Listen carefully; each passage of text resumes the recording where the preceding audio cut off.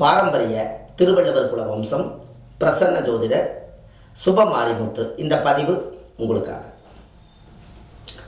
இன்றைக்கு உங்களுக்கு ஒரு அற்புதமான ஒரு விஷயத்தை இன்னைக்கு நான் உங்களுக்கு கொடுக்க போகிறேன்.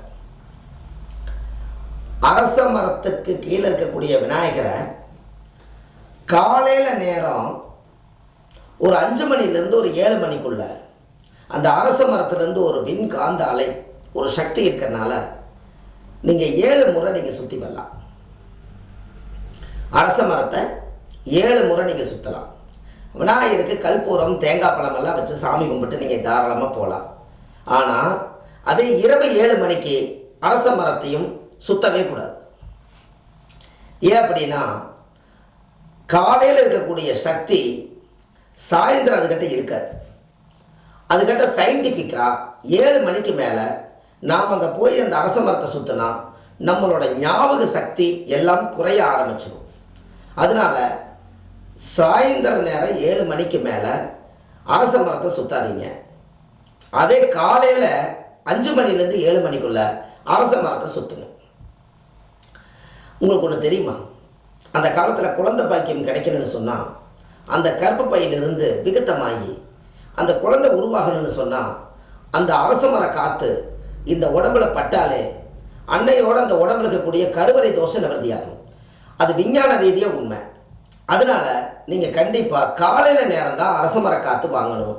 விநாயகரை அரச மரத்தோடு இருக்கக்கூடிய விநாயகரை காலையில் தான் சுற்றணும். இதே சாயந்தரம் அரச மரத்தோடு இருக்கிற விநாயகரை 7 மணிக்கு மேலே சுற்றக்கூடாது.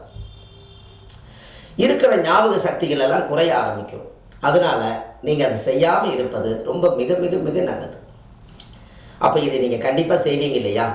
இந்த மாதிரி ஒரு நல்ல ஒரு பரிகாரங்கள் எல்லாம் முன்னோர்கள் அந்த காலத்தில் இப்படியெல்லாம் சொல்லி வச்சுட்டு போயிருக்காங்க.